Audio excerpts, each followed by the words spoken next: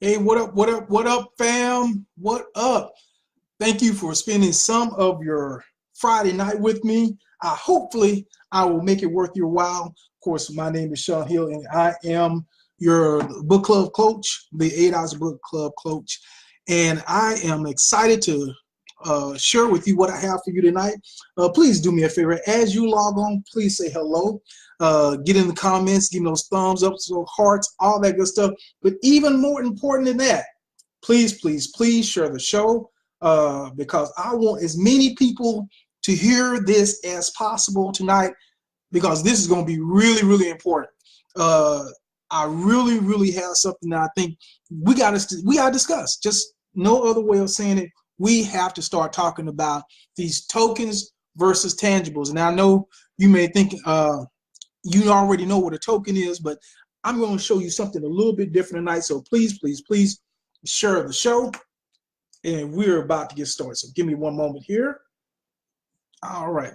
So tokens versus tangible. This really came about this morning when I saw this this post from the Arlington NAACP, and I was like, man, okay. Here why Virginia's Attorney General is offering solutions to racial equality. I was like, Virginia? Really? And then the Arlington branch of the NAACP said, great job, Loudoun County NAACP, woo-hoo, got the little smiley face and everything like that. I was really interested in reading about what they were doing. I'm thinking reparations, they're ending mass incarceration, they're found some way to close the racial wealth gap. I just couldn't even imagine what they had come up with. But as you can see, that little frowny face right there, the little angry face, and a little comment is mine as well.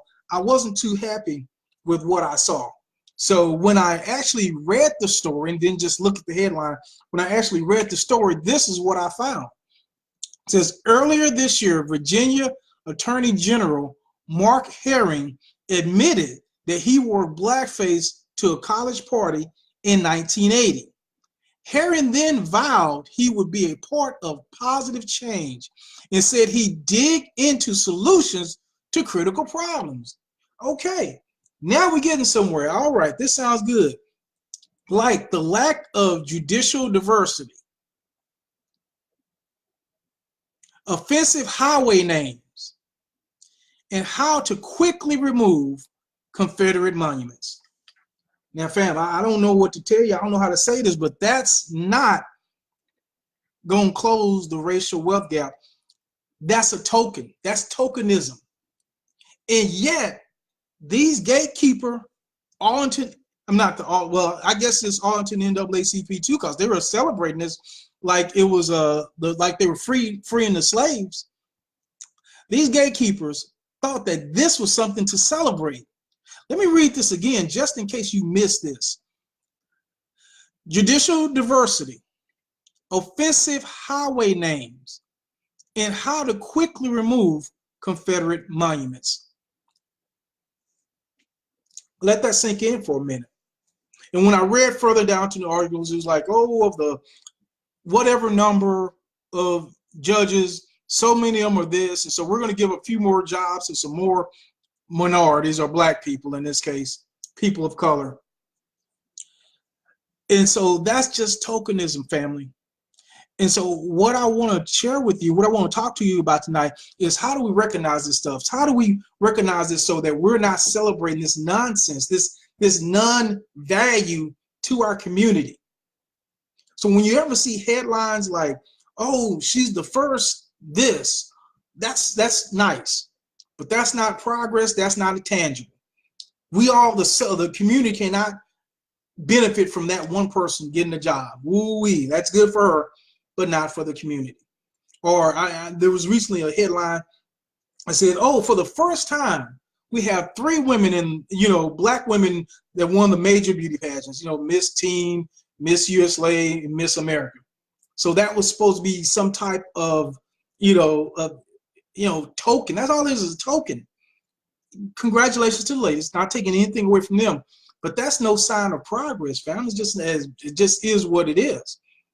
And so what I really want to break down to you tonight is don't get sidetracked by these diversionary tactics. Don't get sidetracked by this nonsense, by this that's not a tangible.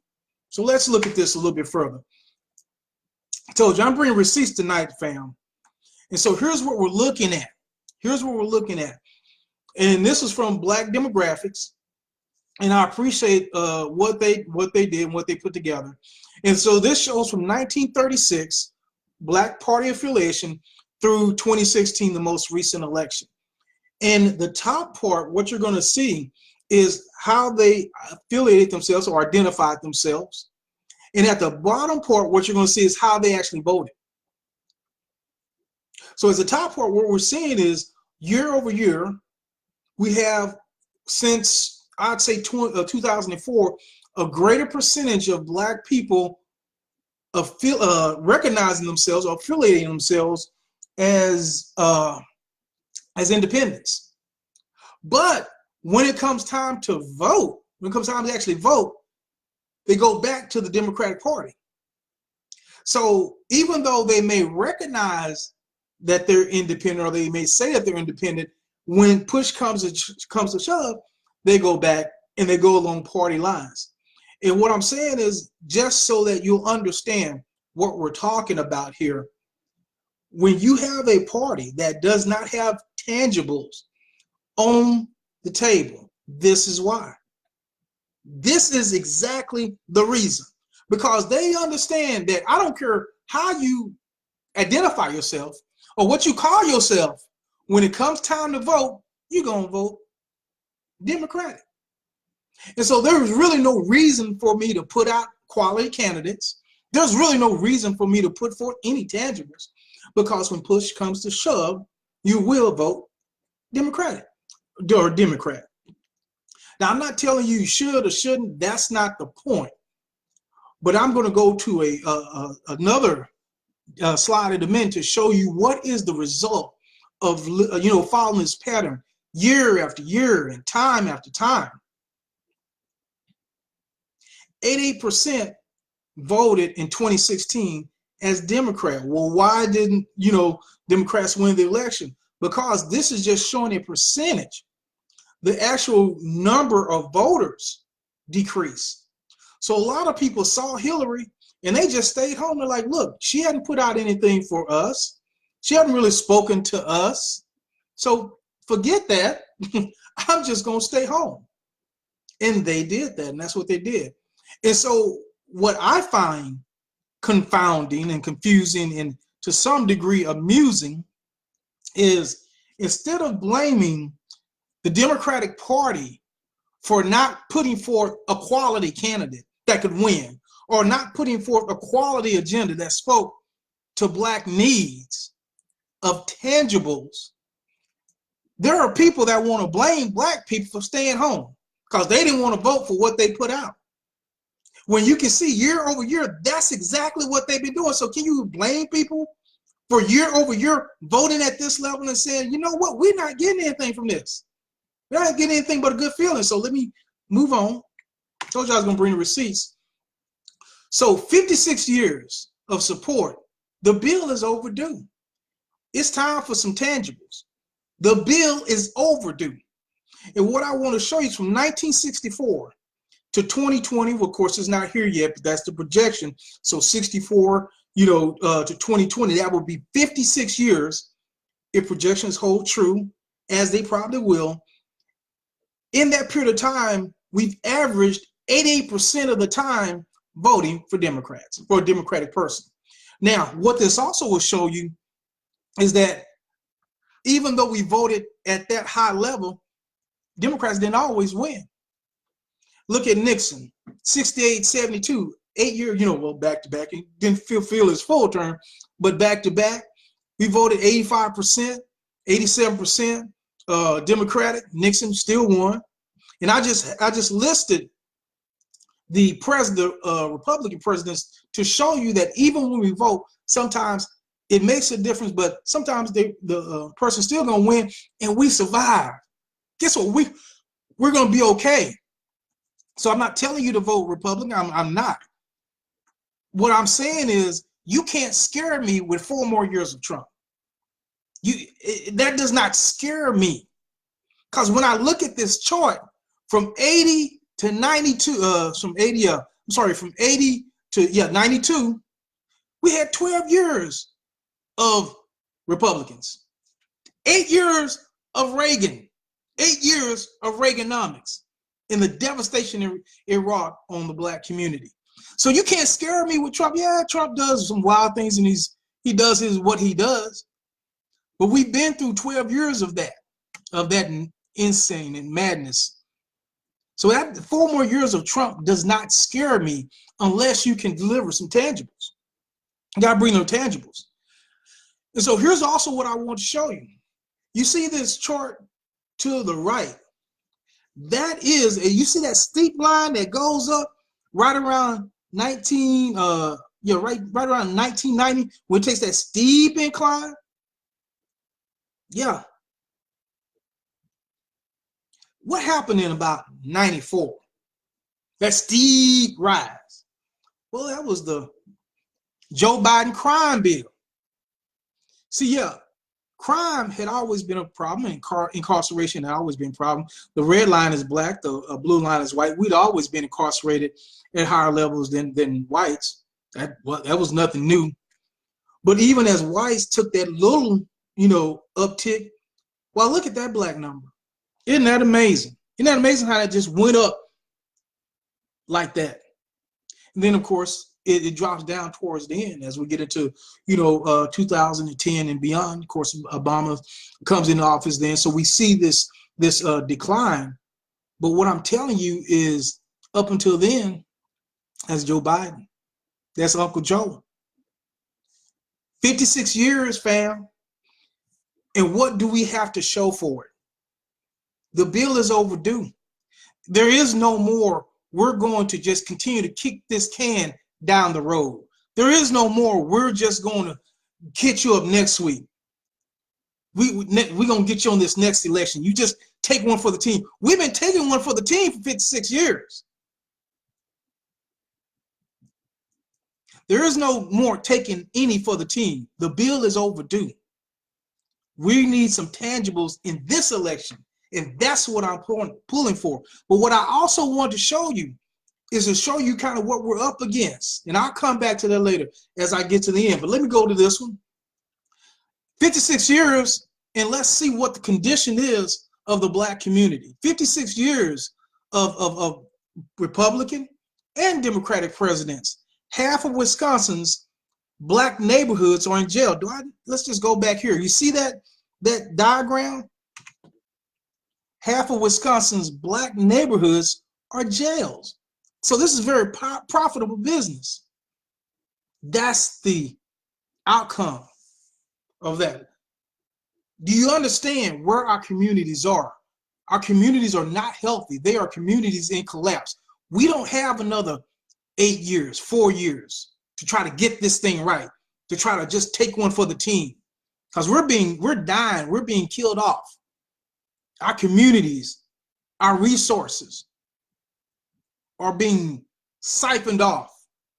And so we don't have time for we can't have Trump, can't have another 4 years of Trump. We don't have time for that. That's good. Well, maybe that's just, well, let's look at Atlanta. Atlanta has the worst income inequality in the U.S., Bloomberg report finds. Atlanta, what we consider the home of progressive black people. And when you read the story, it doesn't necessarily break down by race, but we already know that in race that we are at the bottom. When it comes to racial components, we're at the bottom already. And so when you look at Atlanta, it's even more stratified. So we already looked at Wisconsin, which includes Milwaukee, which is highly segregated, but a majority prisons. Atlanta. Let's look at something else. What about Boston? That's no typo. The median net worth of black Bostonians really is $8. 56 years, and you have $8 to show for it. This is LA. the medium value liquid assets in LA for US blacks is $200. Now, if African blacks, oh, it's $60,000 liquid. That's a whole different Pan-African conversation I'm not even gonna get into tonight. That's a whole different time. Look at whites, 110,000. US blacks in LA, liquid $200. This is what happens when you're $200 liquid in LA. A report finds 1/3 of LA County's homeless are black. Now, I ain't gonna go down that road. ADOS, American black. They ain't Nigerian. They're not Nigerian. They're not what did it label them? Yeah, African black.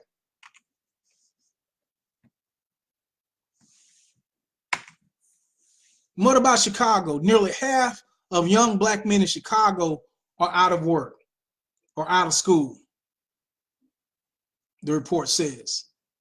And so when you have that high level of poverty in your community's in collapse, and then that leads to other things happening.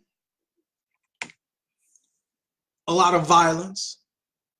So there's virtually no conversation in Chicago about the aftershocks of the violence. It becomes commonplace, it becomes something that just happens. It's just you, that's just how you live. 56 years, fam. I don't know what to tell you, 56 years. So I hope that when you see this, you understand you can't scare me. You can't, I'm looking at my community. So 4 more years of Trump does not scare me. When I've had 56 years of, well, I haven't, but the black community has had 56 years of the majority of that time voting Democrat. It just is what it is. Don't get mad at me. Get mad at the numbers. Get mad at the data. Get mad at the Democrats. And ask yourself, what tangibles do we have? So let me just give you a definition so you'll understand the difference between a token and a tangible. It says a tangible is capable of being touched, discernible by the touch, material or substantial, real or actual rather than imaginary or visionary, like taking some signs down, renaming a street, taking some statues down. Is definite, not vague or elusive, like, oh, well, I have this universal program. Oh, we're going to get this for everybody. Oh, we'll give you something. We're going to do this, all that other stuff. I like it as a noun, though. It says something tangible, especially a tangible asset. A tangible asset is something you can put a value to. See, I can't put a value to taking down a Confederate statue. I can't put a value to you renaming a street. That's tokenism. That's what the NAACP is celebrating. We got to push back on that, fam. We got to get away from that. When we see that, we have to challenge that. Here's what I want to show you. Here's where I want to end to. 56 years of support. The bill is overdue. The bill is overdue. The receipts are there, fam. But also what I want to show you is that the ones that see this, the ones that know what's happening, we are pushing upstream. Because as we tell people this, and this is what's happening, what I'm seeing is 88% of them won't understand. It is what it is. So let me say this in closing. I don't want anybody to go away from here saying that I told you not to vote Democrat or not to vote, because I've gotten that too. That's not what I'm saying. That's not what I'm saying at all. But what I am saying is, one, you cannot scare me with 4 more years of Trump. That doesn't scare me. You have to bring some tangibles to the table to get my vote. It has to be something substantial. It cannot be this tokenism. It cannot be all these other gifts that you want to hand out. Because that's what has gotten us where we are today. Our neighborhoods and our communities are in collapse. And if you're comfortable seeing this happen, seeing these numbers, just because it's not your neighborhood, maybe you live in the suburbs, maybe you have a nice car, maybe you have, you know, the middle class lifestyle or appearance, so to speak. So maybe this doesn't bother you, but it bothers me because I understand the numbers. I know what our communities are saying. I can see what's happening in our communities every day. And just being not Trump will not fix that. The bill is overdue. We will not take another 4 years of take one for the team. We'll get you next time. Just vote Democrat. It's not going to happen. Not going to happen. And I already understand that, as I said, we're pushing against the tide. So if anything else, I want to encourage the warriors that are out there. Continue to fight the battle. Continue to fight for what's right.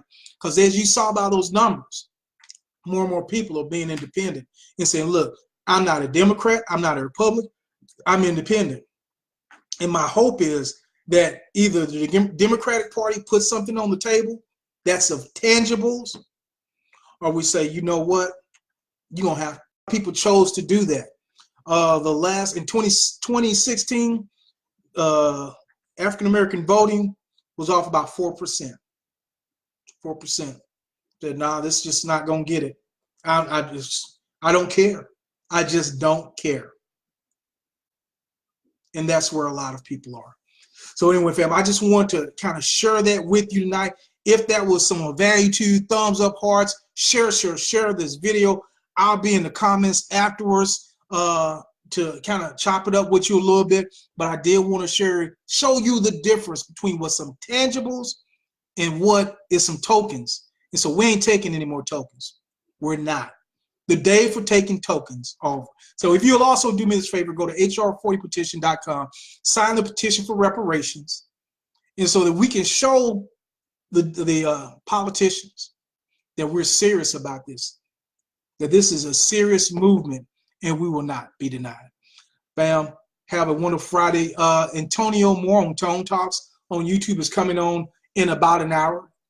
So I'm just running on about an hour now, probably about 30 minutes. 30 minutes, took up 30 minutes. So hopefully that was a good 30 minutes for you. As I said, if you haven't done it yet, please share the show. And I look forward to talking to you later, fam. Have a good evening. Bye-bye.